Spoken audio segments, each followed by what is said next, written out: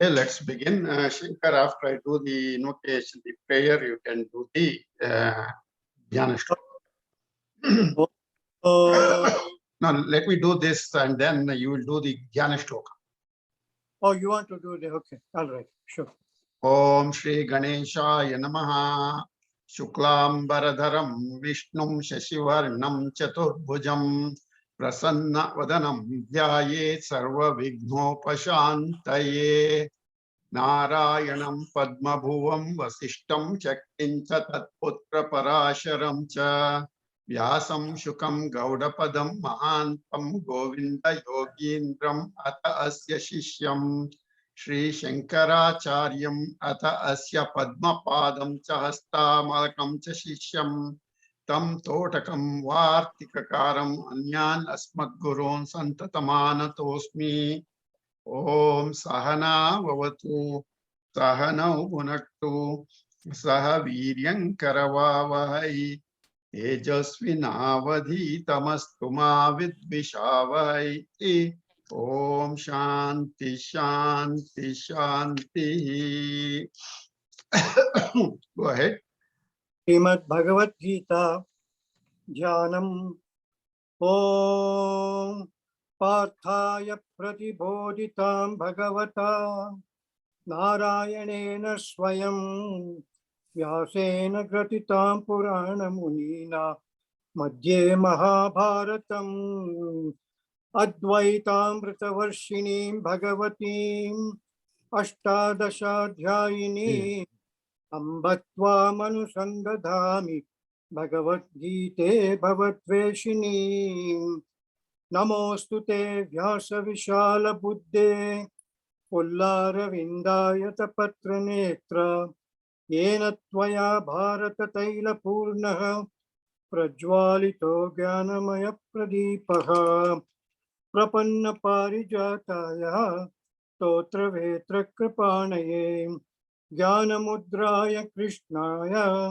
Gitamrita Hride Namaha Sarvopanishado Gavaha Dogda Gopala Nandanaha Partho Vatsa Sudhir Bhokta Dugdam Gitamratam Mahat Vasudeva Sutam Devam Kamsa Chanura Mardhanam Devaki Paramanandam Vande Jagadgurum Bhishmadrona Tata Jayadrata Jala Gandhara Nilotpala Shalyagrahavati Kripena Vahani Karnena Vela Kula Ashwathama Vikarna Ghora Makara Duryodhana Vartini Totirna Khalu Pandavairanadi Kaivarta Keshavaha Paracharya Vatsarojamamalam Gitartha Gandhotkatam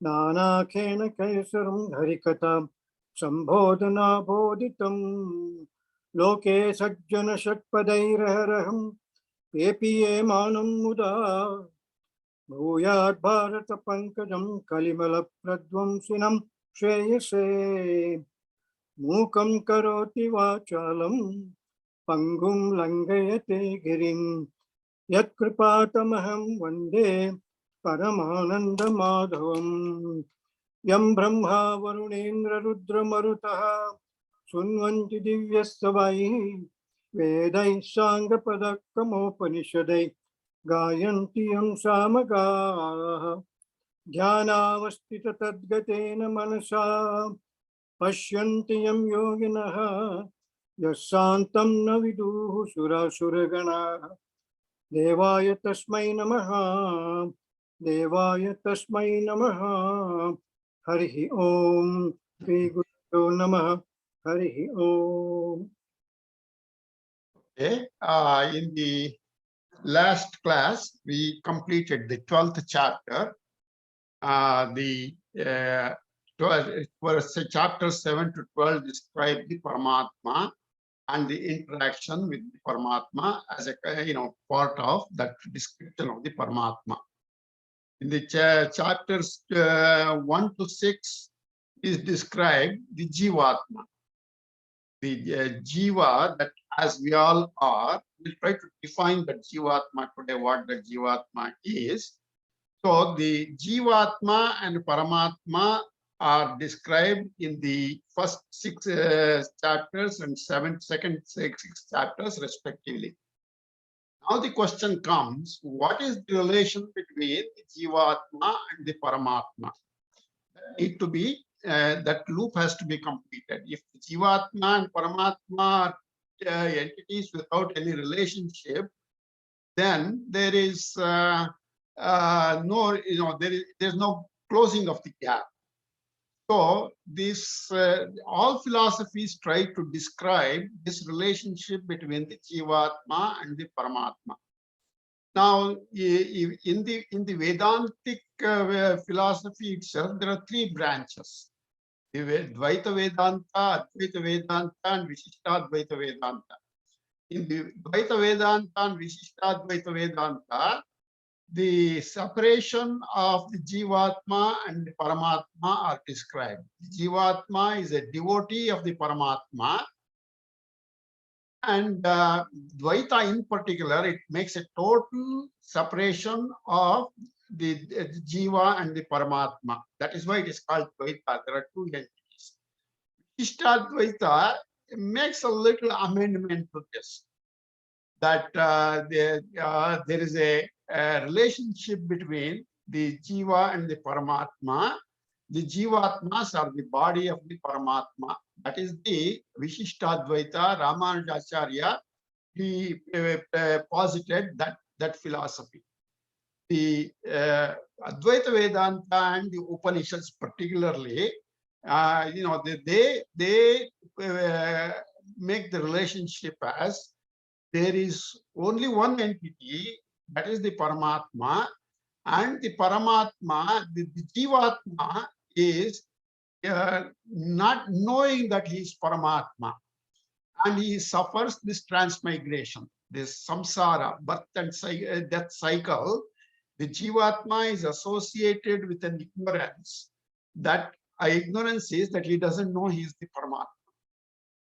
And that is being captured in this 13th chapter to the 18th chapter. That relationship between Jivatma and Paramatma is characterized. Now, mind you that the same 13 to 18 chapters are interpreted by the Dvaita Vedanta, the Advaita Vedanta, and the Vishishtadvaita Vedanta.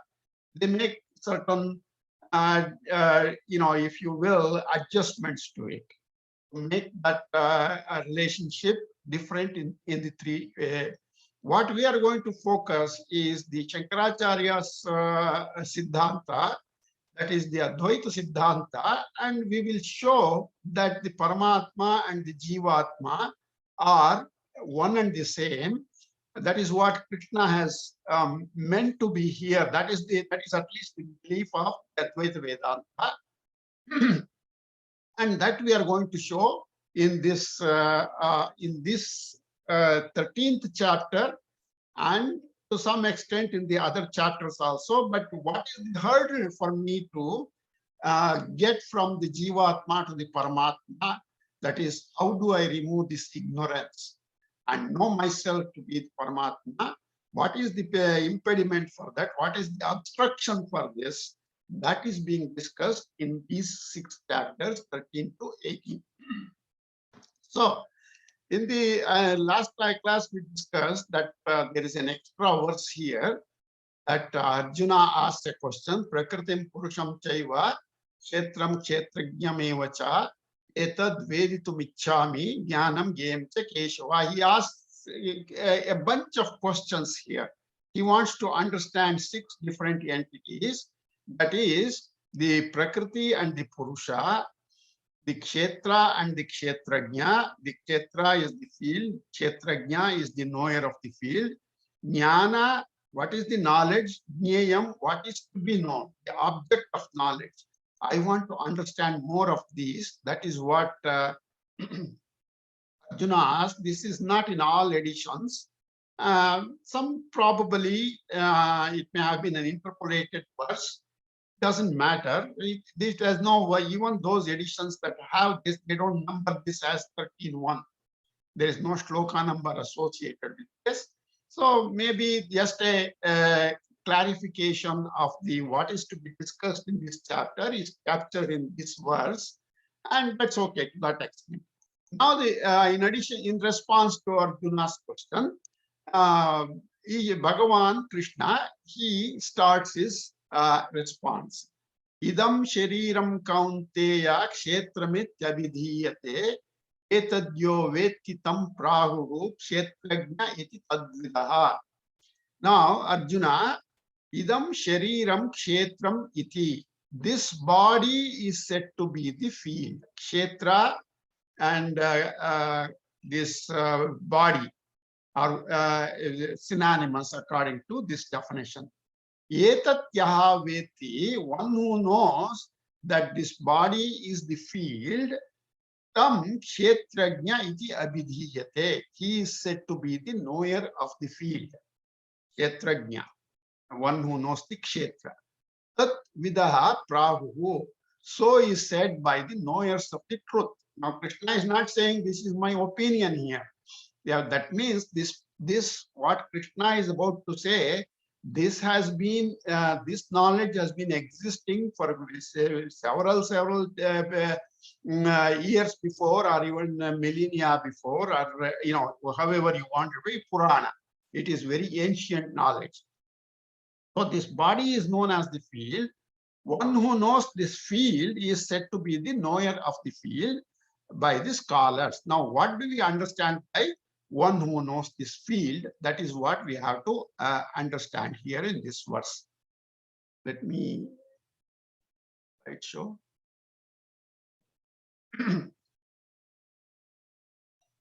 So, describing this pronoun, idam shariram, this is a pronoun, is described as sharira, and gives another name to it. The sharira is called is given a different name called Kṣhetra.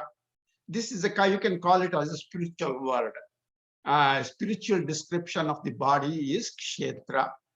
Now, why this body is called Kṣhetra? There are some descriptions with respect to that. The body is protected from wounds. The body, if there is a cut, the body recovers itself to heal the wound. So the body is protected. There is a built-in mechanism within the body to be protected. The protection is called prana in Sanskrit. That is where that second half of Kṣhetra comes from. So the body is protected from wounds. Therefore, it is called Kṣhetra. This body is subject to decay, kshaya. The body, after birth, it goes through several growth, modification, and old age, and finally it disappears. So it's subject to decay. That is kshaya. Kshaya and trana, those are the two words that make up this body. It is of the nature of wear or of emaciation, sharana. So, like the plants that is one definition of Kṣhetra, that it has the ability to protect itself, but it is also subject to decay at Kṣhetra. Now, another meaning associated with this, the plants in the field give rise to fruits or some grains or whatever it is. Likewise, the body also will give rise to fruits of action and is therefore called a Kṣhetra. Kṣhetra is the field, Khet. In Hindi, they call it Khet. So this Kṣhetra gives rise to fruits of action, and the body also helps the jiva to get the fruits of action. So that is how that Kṣhetra is another name that justifies giving the name Kṣhetra to this body. So in this Sharira Kṣhetra, also this Sharira will bear fruits in accordance with the Prarabdha in the form of seeds. So whatever we do in this life, that is being stored as a seed, and that will give rise to another body over a period of time, and therefore it is also called Kṣhetra. Now, we all see this physical body. Now, this physical body is observable through the 5 sense organs. Now, what is in my stomach, my sense organs cannot capture. If I have a headache, the sense organs cannot capture the headache. Or I'll give you the best example I can give you is, you go to an optometrist, let us say, and your eyes are not functioning properly. Now, the sense organs of the doctor or the optometrist cannot determine how much of deterioration is in my eyes and how much of a fix he has to prescribe in order to help me see better. So he goes through a mechanism where he puts additional glasses on the eye and asks, is this better? Is this better? Now you only have to say what is better for you. That is where the Kṣhetrajña comes. Kṣhetrajña is not knowing through the sense organs, but there is an internal awareness that we will see here how that happens. So this is the physical body we know. Yeah, we have already described it as Sharira or Kṣhetra. Now, through our analysis in the earlier in the Bhagavad Gita study, we have identified that in the deep sleep, there is an entity that is witnessing me, and it has the ability, it reports to me in the morning that I slept well.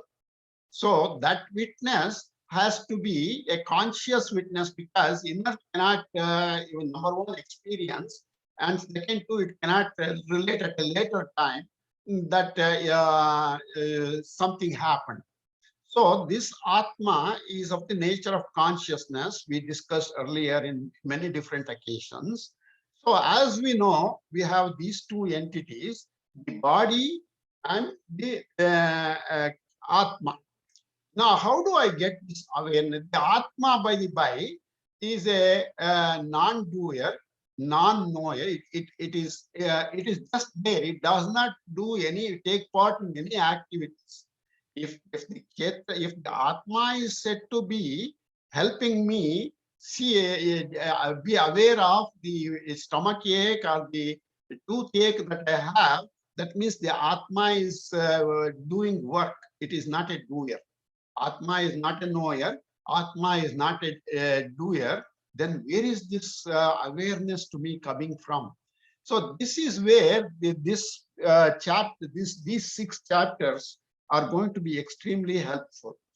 Now what happens is, our mind has a very subtle matter. Sattva, Rajas, and Tamas are the 3 characteristics of this matter. Like Prakriti is made up of these 3 gunas, Sattva, Rajas, and Tamas. And what Sattva does is, Sattva creates an awareness, in the mind, it creates an awareness like a magnet. If you have, and iron filings are there around it, then the magnet does not do any work, but the iron filings are attracted towards the magnet and come and cling to the magnet. Likewise, in the presence of the Atma, the consciousness, the Sattva particles, the Sattva matter in the mind, it reflects the Atma. Reflects the Atma means it is capturing certain aspects of this consciousness. It is, instead of saying certain aspects, let me say it is capturing consciousness to some extent. So then you have that reflection of this Atma in the brain. Now, I have shown them to be different colors. Why? Because take the example of the mirror. Now, if the mirror is perfectly clean, you will see a full correct image of yourself. But if the mirror is dirty, or if the mirror is there is fog on the mirror, you will see a hazy picture of yourself in the mirror, the image. So this reflection, because of the impurities in the mind caused by the 6 enemies of the called Arishadvargas, Kama, Krodha, Lobha, Moha, Mada, and Matsarya. This mind is polluted. And in a polluted mind, the Atma reflection is hazy. The Atma is not shown exactly as is. But the Atma's characteristic of consciousness is captured in this reflection partially. Now, that is the awareness, that is the sentiency that is developed in the mind. Now, what is this? A combination of the physical body, the Atma, and the reflection, that is called the Jivatma. We are all Jivatmas. We have a mind that is polluted, and it is reflecting this consciousness, and it is this reflection that is helping me to say that I have a stomach ache, I have a toothache, or if I go to the optometrist to say exactly what I can experience as a internal awareness in myself, that I can see this better or not, I cannot see this better. So this is the definition of the Jivatma you can take, is the reflection of the Atma in the mind causes awareness, and this combination is called Jivatma. Now, I will reserve, wait for one more verse to discuss the Kṣhetrajña. It's better that way. So anyway, Kṣhetrajña is the knower of this body. That is what we saw in the verse. We will wait a little more to understand it completely. So this is the first verse summary.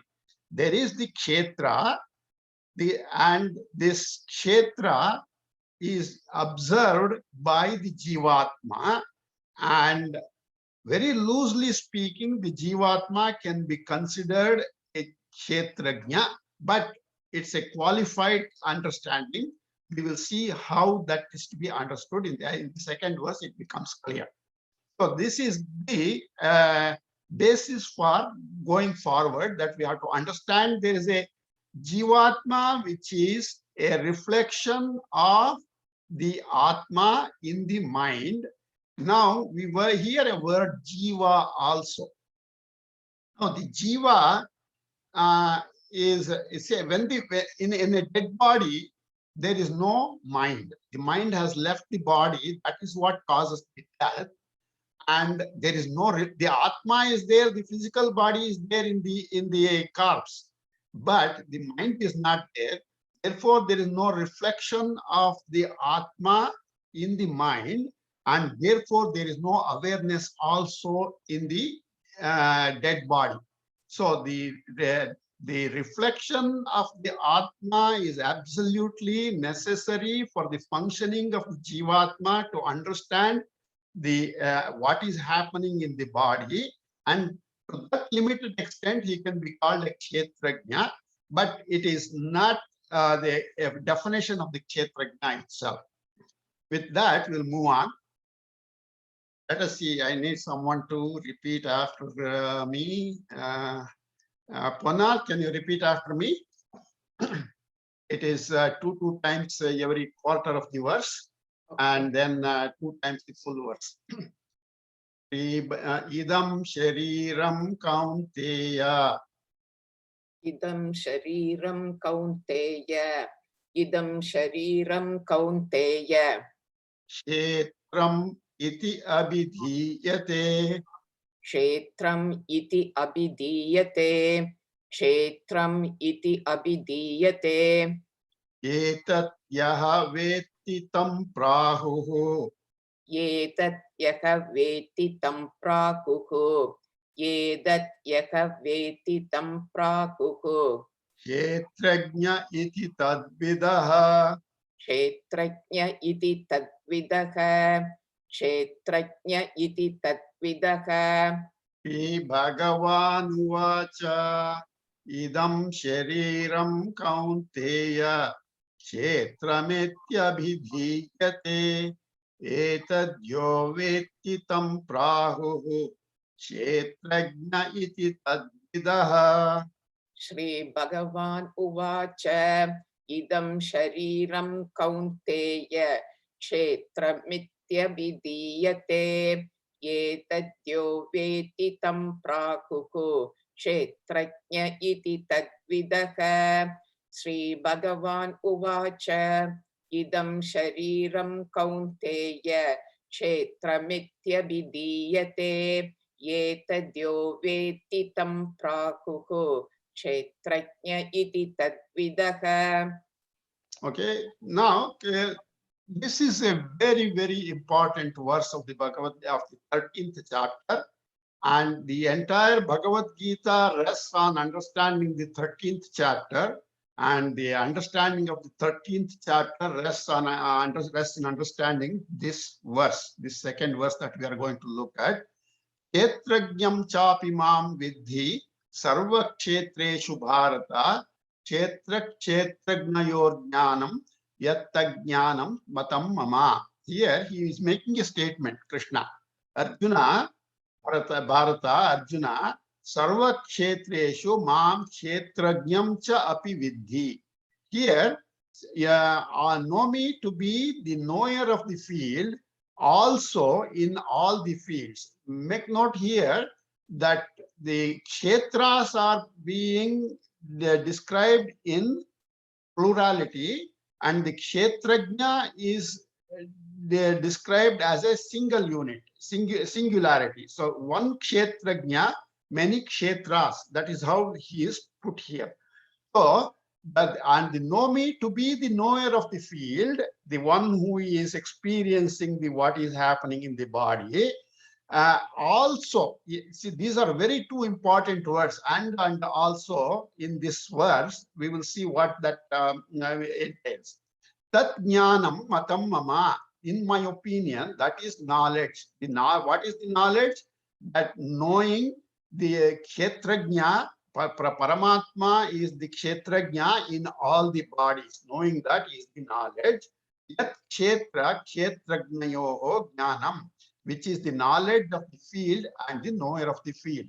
Now I know what is happening in the body, so I am a Kṣhetrajña, and this knowledge that I know what is happening in the body, that is the knowledge of the field and the knower of the field. This is, as I said, it kind of very confusing to start with. Bharata, know me to be the knower of the field in all fields. I opine that the knowledge of the field and knower of the field is knowledge. What is that knowledge that we have to, that jnana that we have to get, is to know the what is the Kṣhetra, and the combined knowledge of the knower and the knower of the field is the knowledge and the knower of the field. That is the knowledge, he says. So let us, this is a very, as I said, because of its importance, there is a lot of arguments back and forth on this verse, but we will not capture all those arguments because it is for scholars to dissect this. For us to understand, we don't need those arguments. But what I will do is I will discuss this verse. We will discuss this verse in 3 steps. We will do a pictorial description. We will do an emotional description, what appeals to our emotions, what appeals to our mind. And then we will do a logical, intellectual discussion, which is what most, like Shankaracharya has given in his commentary. So we will go in this. Therefore, it helps us understand the fullness of this particular verse. So now let us see. We already said this physical body, this is the Sharira or the Kṣhetra. Now, the Atma is called the Kṣhetrajña because there is only one Kṣhetrajña, he says, in all the bodies. And therefore, with the only one we know that is the one pervades everywhere is the Atma, and therefore we connect those two, the Atma and the Kṣhetrajña, and then the reflection of the Atma. This is what we are now looking at as the Jivatma. We looked at this in the previous verse. I'm just reproducing it just with some additional labels. That's all. So this is where we are now. Now, how do we move forward?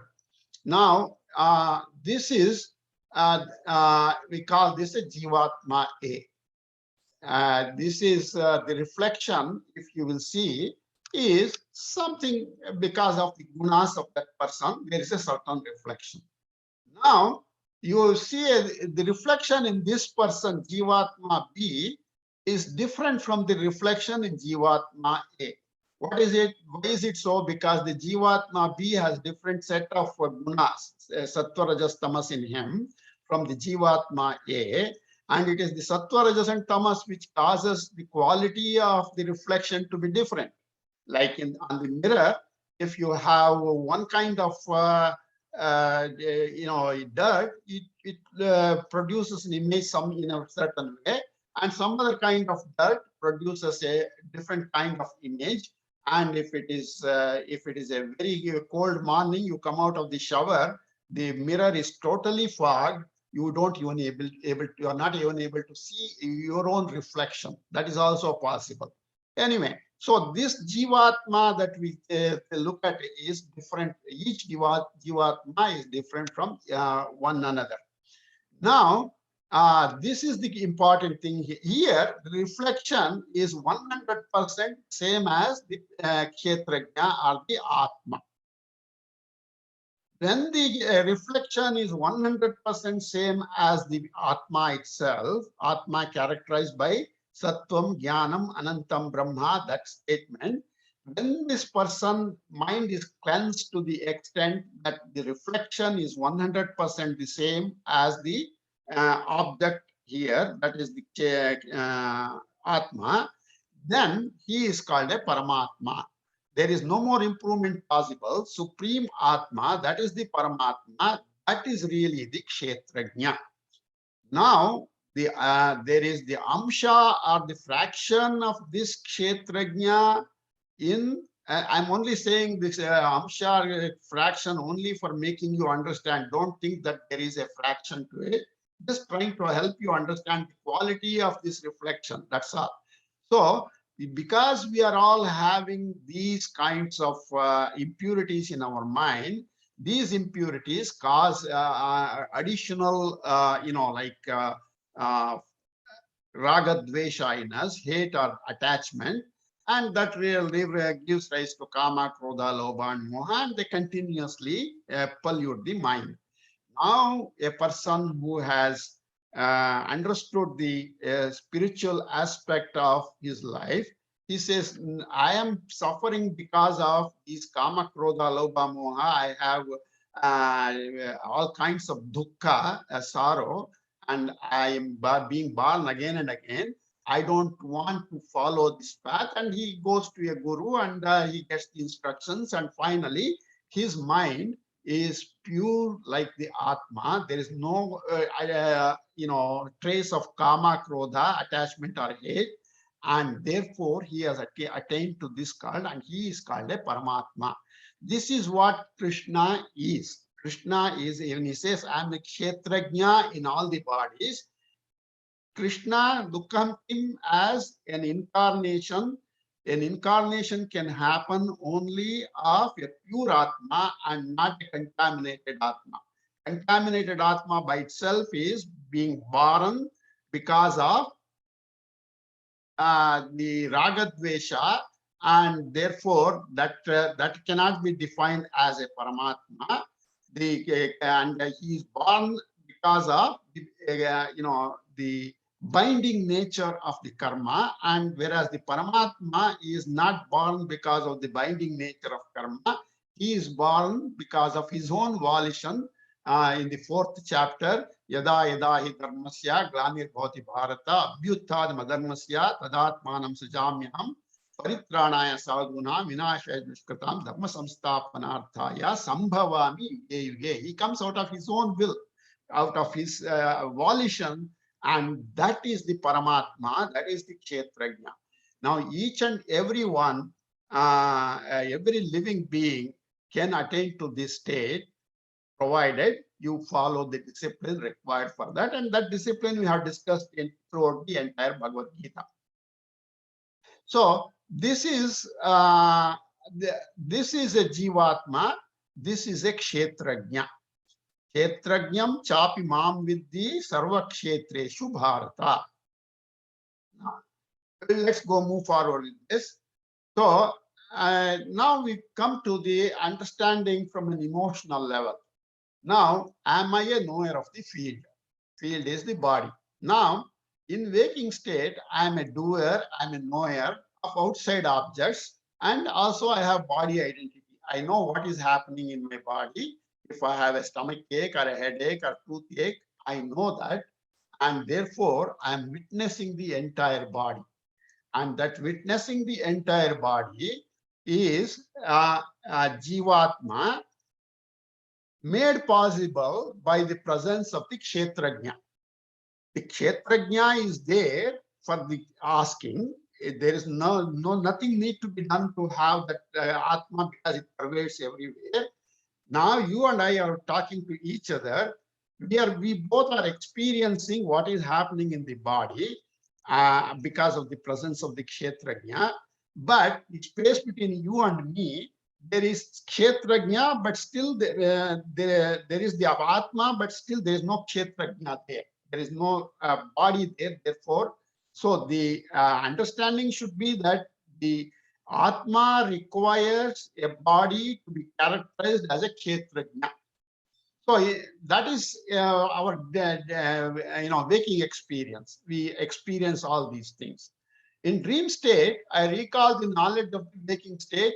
Mind identity is there. I don't think I am the body. I don't think I am the body in my dream state, because I create everything both of me and the entire universe in me only. In my mind, I create that I am going to some other place, and I'm having a discussion with some other person, and that some other person I am creating myself.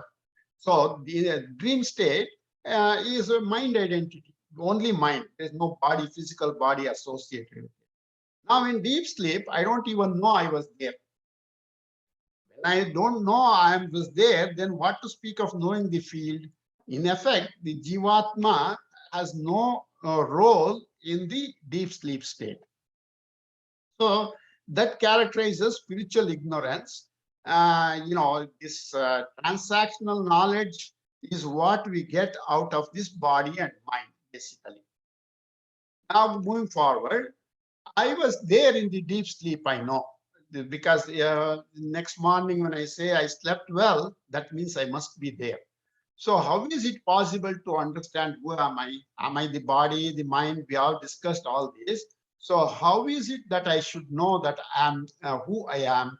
I already ruled out I'm not the body. I already ruled out I'm not the mind. And I don't know who I am. So if I don't know who I am, what should I do? That is where Shabda Pramana comes. Somebody has to tell me. That somebody cannot be another human being, because he has the same problem that I have. I don't know who I am. He doesn't know who he is. So he has to, he is of no use to me in understanding myself. Now, this is like, for example, the Shabda Pramana is very important in the sense that if you want to know the guest list in your parents' wedding, or did it rain on that day? Was it a sunny day? What food was prepared on the day of your wedding? Only your parents have to tell you. There is no other way to tell what happened on the day of the wedding. That is Shabda Pramana. They have to tell.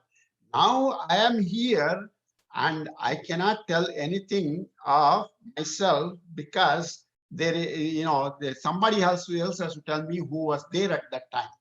Who is the person who was there at that time? The only person that was there is the one who is the Adi to every beginning, to everyone, is the Paramatma. So Paramatma is telling the Jivatma, you don't know who you are, you also cannot know. The Paramatma, the Jivatma is in a totally helpless situation. He does not know who he is, And he cannot depend on his friends, his family, his parents. Nobody can help him to understand who he is. So only Paramatma has to tell the Jivatma, you don't know who you are. You also cannot know, he says. And you know who you are, he says. You are myself. Kṣhetrajñam chapi mam vidhi. No need to be the Kṣhetrajña in all the Kṣhetras. She says, you are me. You are myself. You are me. Now when Krishna says, you are me, you are myself, I am lost. I am at my wit's end. I just cannot make out what Krishna is saying. Now, because I cannot know what Krishna is saying, I start making judgments of myself. I am a samsari. Is Krishna also a samsari? I am being born again and again. And if Krishna is also a samsari, he cannot tell me who he is, who I am, rather. So that awakening comes to Arjuna also. And in every Kṣhetra, I am the Kṣhetrajña, he says. It has, this appears to be a very unbelievable statement. So in this confusion, I start thinking, I have two options here to say, what are they? No experience, this Bhagavan Krishna, he himself does not know like me. That's a conclusion I can make, because he says, you know who you are myself. Now, I don't know who I am, and therefore Krishna also doesn't know. He's just putting a show here that he knows who I am, and he's telling you are myself. Now, if I say Krishna is confused, but Arjuna has now seen the Vishwarupa. He has seen the glory of the Paramatma in the cosmic form, so he cannot discount him. He has to accept that Krishna is different from, at least he has the ability to tell me who I am. That's one point. The second point is, if you take Krishna is also Jivatma, I am having, as a Jivatma, I am having pain and pleasure. But Krishna has already said in several occasions, he is not affected by any pain or pleasure. And therefore, even that Arjuna has to discount that option, that Krishna does not know, or Krishna is also Jivatma, has to be ruled out. Now, that statement, I am a samsari and Bhagavan Krishna is also a samsari, that he has already said he does not, a samsari has a pain and pleasure, and therefore he is not a samsari. Now I have to believe him. I have to believe him. I am not a samsari either. When two things are equated, one or the other, you have to start analyzing. And then here you start analyzing, I am not a samsari, what comes to picture, because if Krishna is a Jivatma, that we have discounted it. So that means I am also not a samsari. Krishna is not a samsari. Krishna is telling you are me, and therefore Krishna is not a samsari either. I am not a samsari either. That conclusion we have to come to. So I am not a samsari, but still I don't know who I am. So I have to correct myself that I am not a samsari. If I am Paramatma, who is this I Jivatma? Who is this I Jivatma? We already discussed in the pictorial discussion. So I have an understanding now of who this I Jivatma is. So we go through this example of the waking state and the dream state, etc., etc. Just for repetition, for clarity, I'm repeating, that's all. So I cannot look for what Paramatma is during the waking and the dream state. Then I should search for this I, the Paramatma. I, the Paramatma, and I, the Jivatma, are two different entities I am thinking. And now I have to look for the I, the Paramatma, in the deep sleep. Hey, in the deep sleep, there is no husband, there is no friend, there is no children, no wife. Man has ceased to be a man, a woman has ceased to be a woman. Dog has ceased to be a dog. Even Vedas don't exist in your deep sleep. Then when all these are eliminated, all these things which cause a continuation of samsara are not in my deep sleep. then where is samsara in deep sleep? In deep sleep, there is no samsara, and I am not a samsari either. That is the real state of coming closest to the Paramatma. And in that deep sleep where the samsara is being negated, I am not a samsari. That condition I come to, that acceptance I come to. So when I come to that acceptance, so there is no samsara is either to husband and wife, husband or wife. Therefore, why should I not believe Krishna? It's my own experience that in deep sleep, there is no samsara. Therefore, I am not a samsari. Krishna is also saying he is not a samsari. Then obviously by the statement of Krishna, the Shabda Pramana, I am the Kṣhetrajña, the Paramatma. All along, I'm thinking I'm Jivatma, and as a Jivatma, I'm going through the samsara, and I am going through the births and deaths. Krishna is telling me I am Paramatma. Then why should I not accept that statement? Why should I should accept that statement that Krishna is Paramatma, I am Paramatma. Then if I am Paramatma, why don't I experience this Paramatmahood, this Paramatmaness, whatever you want to call it? Why don't I experience this Paramatma? Is I as Paramatma, now you start analyzing. I as Paramatma forgot myself and became a Jivatma. That is a hypothesis. Now, if that hypothesis, if you take a little further, that can be Paramatma cannot forget himself. Why is Paramatma? The supreme entity, if he were to forget, he would also be a Jivatma. So therefore, Paramatma has not forgotten his true nature. That means I am ignorant. I don't know myself is the avidya or the ignorance. Now, this we have come to three entities here: Jivatma, Paramatma, and avidya. The difference between forgetting and avidya is avidya is there even at the time of birth. Forgetting is happening in our life after birth. So we have since the forgetting is not possible, the avidya is ignorance of who I am is what is causing the problem. So the Jivatma, Paramatma, and avidya are the three entities. Now we have to understand this. So what is their relationship? Now what is their relationship?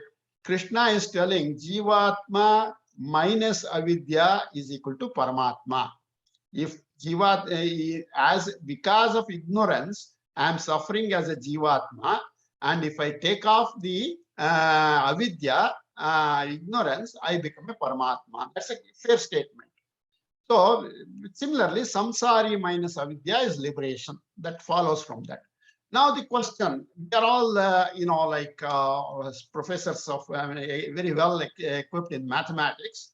Okay, in the algebra, you say Jivatma minus avidya is equal to Paramatma. Therefore, Paramatma acquired avidya and became a Jivatma. That's a question that props up to me.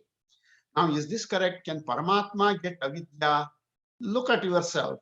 If you learned algebra, you cannot say I contracted algebra ignorance. Or if you learned Russian, you cannot say I contracted ignorance of Russian. There is, even as a human being, you cannot contract ignorance, and therefore, can Paramatma contract ignorance? That is not a possibility. That is see the this transposition that I indicated here can only happen between like entities. Here we are talking a consciousness and a insentient entity. Therefore, the equation is only one way. It is not a reversible. It's an irreversible equation, like we see in chemistry. In other things, an irreversible reaction. Here also it is like that, because these two are different orders of reality. Therefore, this transposition and making this argument doesn't hold good. So if I am Supreme God, how to realize that state? from the Jivatma to the Paramatma. Why the difficulty and what are the obstacles? That question comes. The obstacle in this entire nature is Prakriti, that is the gunas, Trigunatmika, Sattva, Rajas and Tamas, are what causes this avidya, or what is part of this avidya, and how to overcome this. Now, this is a very, very important concept to understand, and the Upanishads go a long way in helping out the seekers with such fundamentally beautiful stories. This story that I will narrate now. A king, his wife was in the family way. She was just about time to deliver the baby, a few days maybe. Anyway, the neighboring country kings came to attack this king's kingdom. Now, this enemy came with such a huge force. The king recognized that he cannot defend the country anymore. He said he has to go and fight till the last moment, because he cannot just let the soldiers take the brunt. So he told his wife, I am going to defend this country.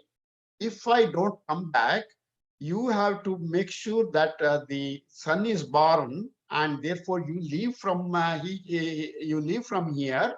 And he entrusts the minister to take care of the wife and make sure that she delivers the baby, and the future continues of the progeny. So it happened, and the minister took the wife out through the forest areas, and this king died in the battle. Now, this wife, as they are traveling in the forest, she was already tired walking through the forest. Ultimately, she delivers a son, and then she dies right as she is delivering the baby, after delivering the baby. And now this minister is watching this child, which is the infant that is born. Now there comes a hunter, and he sees this baby crying. So he takes the baby and takes it to his wife, and they bring up this baby. And the baby child, this grows to an adolescent over time. And then he collects a kind of a group of the hunters, and he's kind of the leader of this group of hunters. Now, when this, child comes to the age of, let us say, the adulthood, now one day, this minister who has been watching this young boy for a long time and from his birth, now he approaches the boy and tells the boy, you know who you are? And the boy says, I'm a hunter. And the minister says, no, you're not a hunter. What are you telling? I'm a hunter. My father is a hunter. All these friends are hunters. What are you telling? I'm a hunter. Then the minister says, come with me. So he takes him to the nearest pond, very clear water, and he says, you look at your face in the water. And he said, yes, I'm looking my face in the water. Now compare this face to the face of your father, your friends who are all around you. If you are a hunter and you have this face, do they also have the face like this? He says, no. Okay. He's confused. The boy is confused. You are telling me I'm not a hunter, for which you are providing me some logical proof. Now I'm confused. I have been grown up as a hunter from the beginning, from life, beginning of life, and you are telling me I am not a hunter. Then right at that time, the father comes there, and the father clarifies that he is not born to him as a son, and he adopted him as a son under circumstances described, and he is not a hunter. Now, the question that we have to ask is, this is what the Upanishad is driving us, that if this boy, did he have avidya Did he contract avidya at some time, or did he have it at the time of birth? Obviously, from his experience, he says that avidya is there from the beginning. Now that the avidya, now that it has been clear that the boy is not a hunter, the minister explains the whole situation, that he is the princess, and because of the circumstances happening at that time, this is how it happened, and you are brought up by this hunter. Now, the moment that this kid came to know that he is the prince, the huntership vanished away. That he's being a hunter vanished away, and therefore the hunter minus avidya became the prince. Like this, the jivatma has this avidya of not knowing who he is from birth itself, and once that avidya is dropped, that Paramatmaness automatically shows up in him. That is the message that the story is giving. So a very beautiful story to illustrate that the Jivatma is having this avidya not just in the beginning of this life, it has been there from the age, millions of births before, and that avidya is continuing.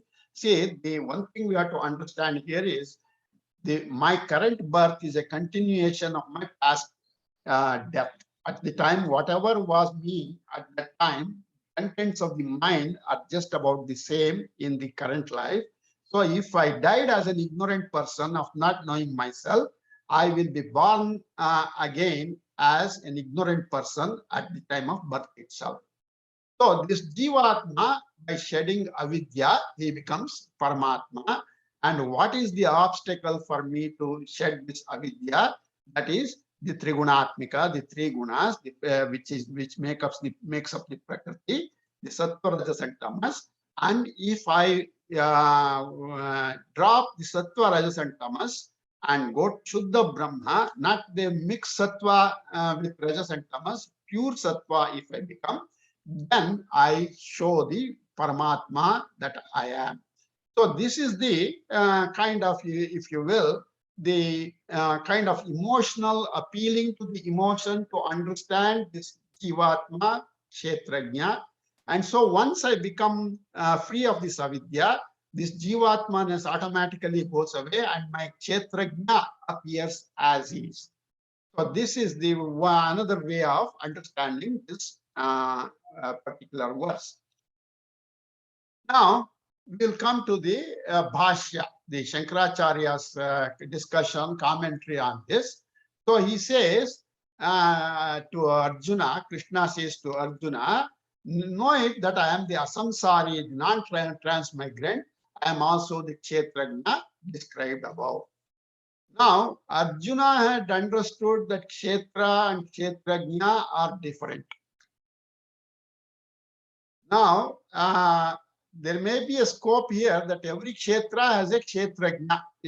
Somehow that is how our understanding is generally, that every Kṣhetra has a Kṣhetrajña, and therefore that Kṣhetrajña is what is making me aware of myself, and what is the Kṣhetrajña in you is aware of yourself. That is one Atma in each body, which may lead to many Atmas with the different bodies. This is a doubt all of us could have. Now, what Krishna is saying is the Kṣhetrajña himself is appearing with the different Kṣhetras as a limiting adjunct in all entities, from Creator Brahma to a blade of grass.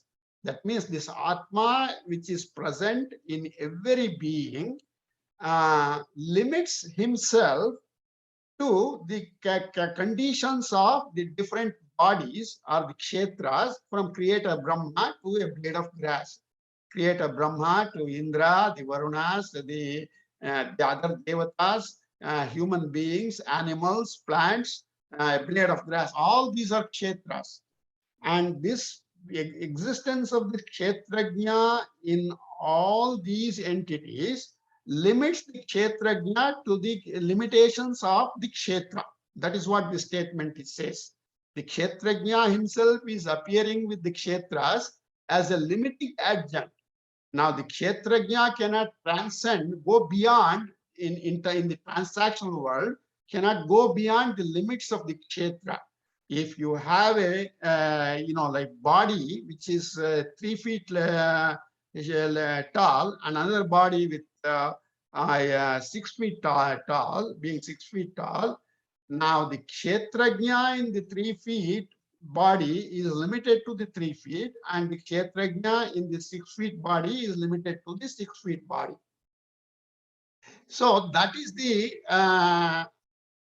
what makes us believe that there is a different Kṣhetra, Kṣhetrajña in a different Kṣhetra. But that's not quite true, what Krishna is saying.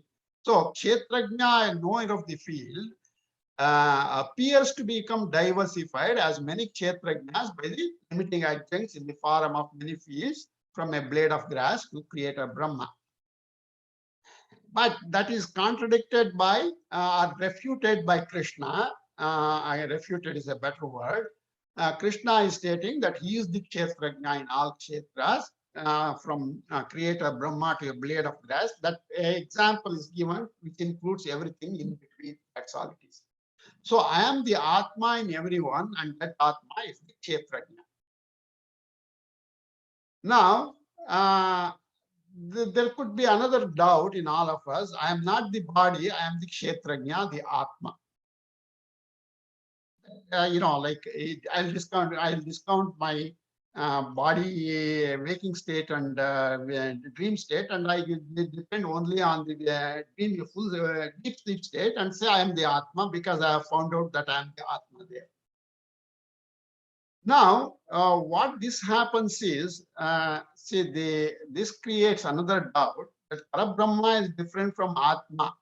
See, the same Atma is called Parabrahma in the context of the universe. That consciousness has two names, Atma and Parabrahma.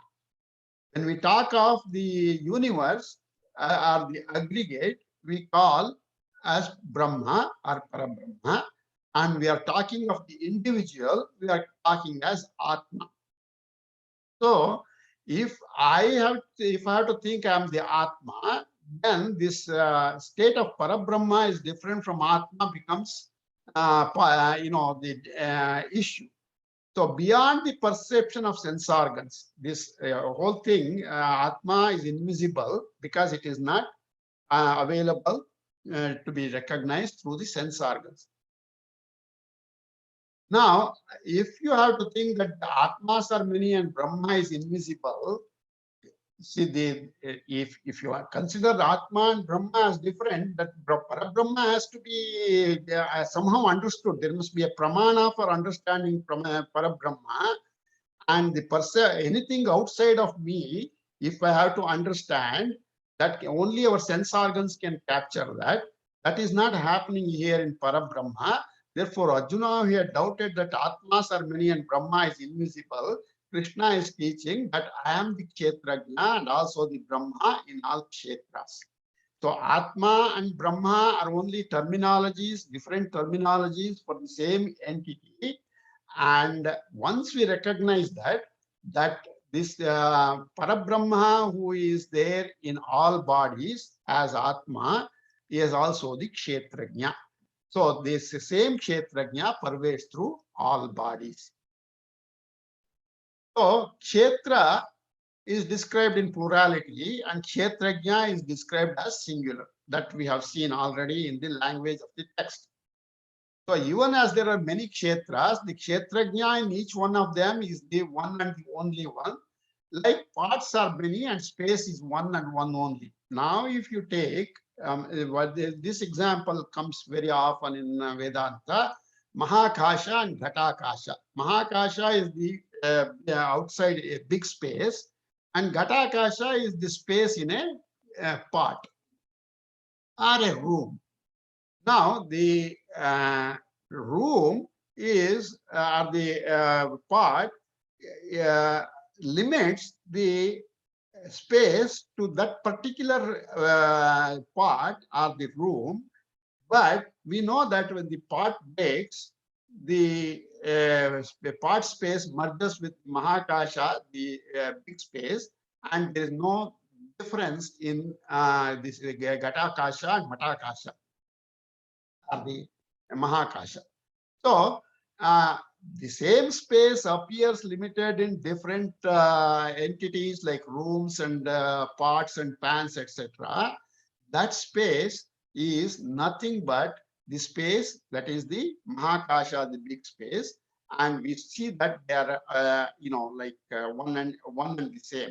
Now, again, if you want to extend this a little, if one part has milk in it, part of it is milk in it, and another part has some dirt. This space appears to have contract the smell of whatever is there in that pot. But that is the limitation of the space, being subject to the limitation of the pot. So the either the flavor of a flower or the flavor of smell of like cow dung or something like that is only a limitation on that space in that particular pot. And when that pot, limitation, flavor, the smell is removed, the space has no, it doesn't even show that it has that smell or the flavor. So this is comparable to the study in the human brain, in our mind, that we have different sattva, rajas, and tamas, and that makes the atma being reflected differently. So in this statement, Kṣhetrajñam chapi mam vidhi, now we are coming to a very important conclusion in this verse. The chapi, it has two words in it, cha and api. Cha stands for and api stands for also. Now, when you say here, is Kṣhetrajñam chapi mam vidhi, he is now, you refer back to the previous verse, he has defined two entities, Kṣhetra and Kṣhetrajña. So now he is saying the cha indicates he is the Kṣhetra and the Kṣhetrajña. Api indicates kind of certifying that, as firmly stating that I am the Kṣhetra and the Kṣhetrajña. So how do we now relate this? He has already said in the earlier chapters that he is the Kṣhetra, and now he is telling, in addition to being a Kṣhetra, he is a Kṣhetrajña also. Now, where did we hear he is the Kṣhetra? That we have to go back to the 7th chapter and the 9th chapter. In the 7th chapter, he says, Apareyamitastunya prakritam vidhi me param. No, not that 1:7. Let me just get to that.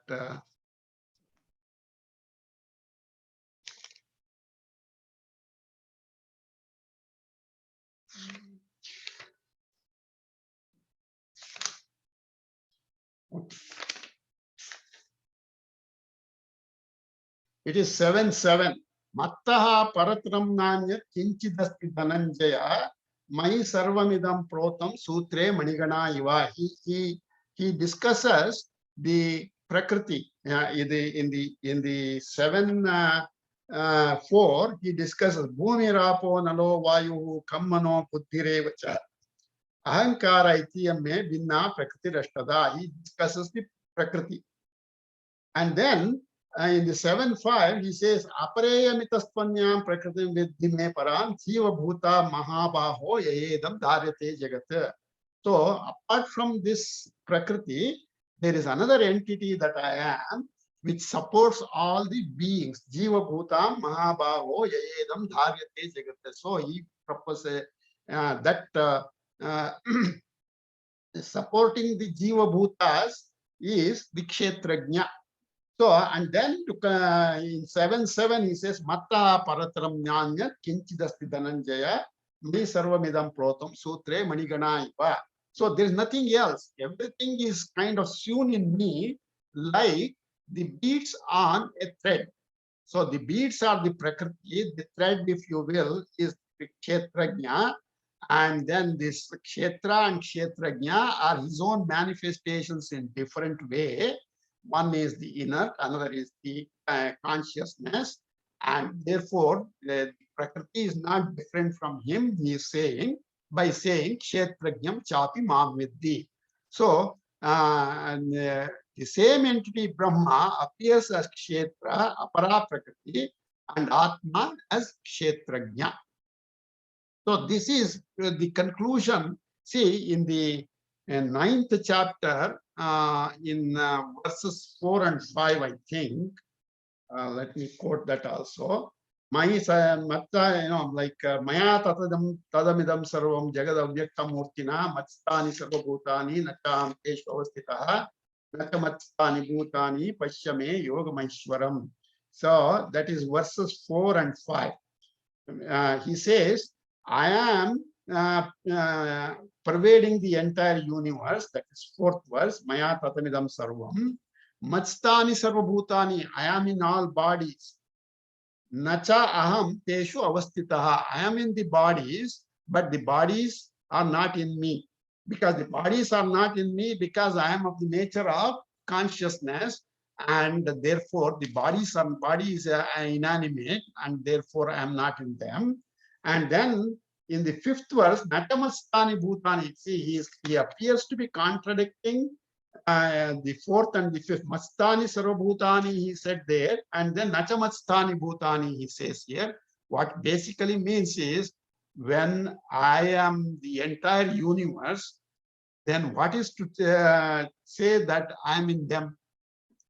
In the beginning, he said Mastani Sarvabhutani to an ignorant person, that you think you are the something. No, you are me, he said. And then when this person recognizes that everything is Paramatma, then there is the even need to say I am in them, because I am in them means it makes them two different things.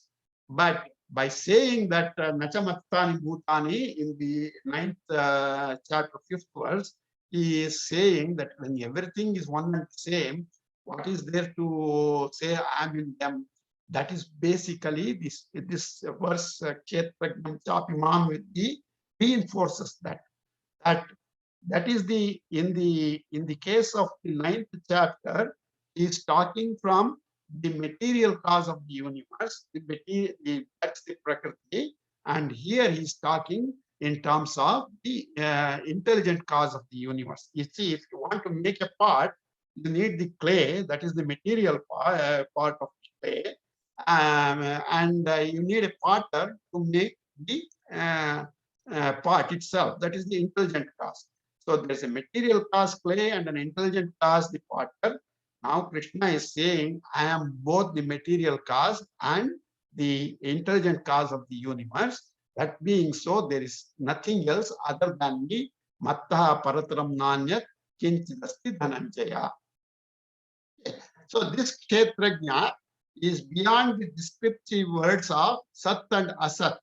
Now, existence or non-existence, when there's only the Atma or the Brahma, then who is there to say this is Sat or Asat? There's only one entity.